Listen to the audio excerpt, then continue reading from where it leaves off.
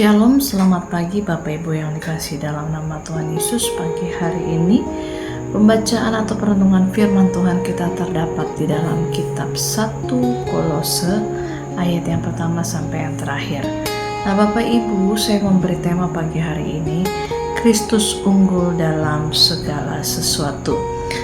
Rasul Paulus menulis atau tujuan dari kitab Kolose ini adalah Rasul Paulus ingin jemaat di Kolose memahami dan menghayati keunggulan Kristus dalam segala aspek kehidupan manusia. Yang pertama dan yang kedua, mendorong jemaat untuk hidup berpusat kepada Kristus. Pagi hari ini saya mengambil inti atau kunci dari Kolose 1 ini di ayat yang ke-15 sampai yang ke-20.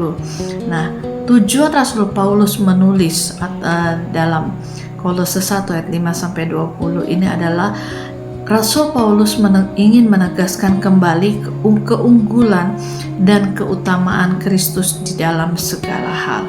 Dalam bentuk apapun kehidupan manusia, seringkali kita menomorduakan Kristus dalam hidup kita. Sedangkan di dalam Kolose ini ditekankan bahwa Kristus adalah yang utama di atas segala sesuatu. Nah Bapak Ibu Saudara sekalian, di dalam ayat yang ke-15 sampai yang ke-20 ini saya mengambil 4 poin di dalamnya. Yang pertama, Kristus adalah gambar Allah yang tidak kelihatan. Nah, Kristus ini merupakan representasi sempurna dari Allah yang tidak dapat kita lihat secara langsung. Dan tentu saja melalui Kristus kita dapat mengenal Allah yang benar atau dengan benar. Nah, dalam kehidupan sehari-hari seringkali manusia mencari jalan lain untuk mengenal Allah. Banyak saudara-saudara kita mencari kebenaran itu, mencari Allah itu sendiri lewat apa? Lewat berjalan ke Gunung Kawi dan lain sebagainya. Nah, namun Rasul Paulus mengingatkan kita lagi untuk fokus kepada Kristus yang adalah kunci untuk memahami sifat dan kehendak Allah. Itu yang pertama ya Bapak Ibu. Yang kedua, Kristus adalah yang sulung atau lebih utama dari segala yang diciptakan di dalam ayat yang ke-15 dan ke-17. Kristus ada sebelum segala sesuatu diciptakan. Segala sesuatu diciptakan melalui dan untuk Dia. Kristus adalah pemelihara alam semesta. Nah, sosok Kristus ini bukan hanya sekedar ciptaan, melainkan juga Dia pencipta.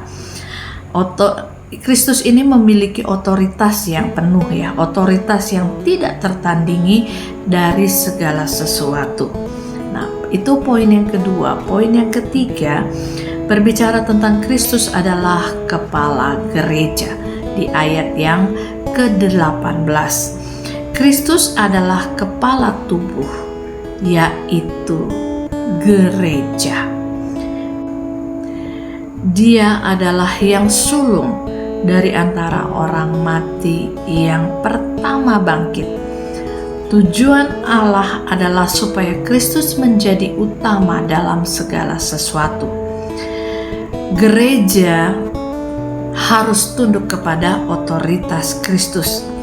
Kebangkitan Kristus ini juga adalah jaminan kebangkitan kita umat manusia. Yang keempat, yang terakhir, pendamaian melalui darah Kristus di ayat yang ke-19 sampai yang ke-20. Allah berkenan kepada seluruh kepenuhannya dalam Kristus. Melalui Kristus Allah mendamaikan segala sesuatu dengan dirinya, baik di bumi maupun di surga. Pendamaian ini terjadi melalui darah Kristus di atas kayu salib. Kita yang dahulu terasing dari Allah sekarang diperdamaikan oleh Kristus.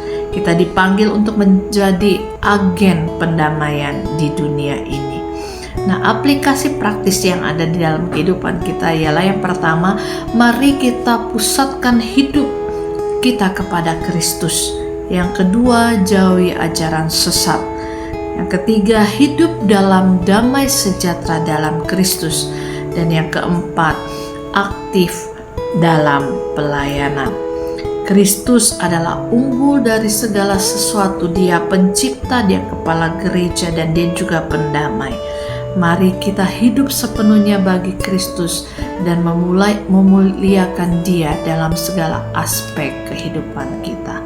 Firman Tuhan pagi hari ini sudah mengajarkan kita bahwa kita mengutamakan Kristus dalam hidup kita, maka semuanya pasti akan diberkati kehidupan kita jikalau kita mengandalkan Tuhan. Selamat pagi, selamat beraktivitas. Tuhan Yesus memberkati. Shalom.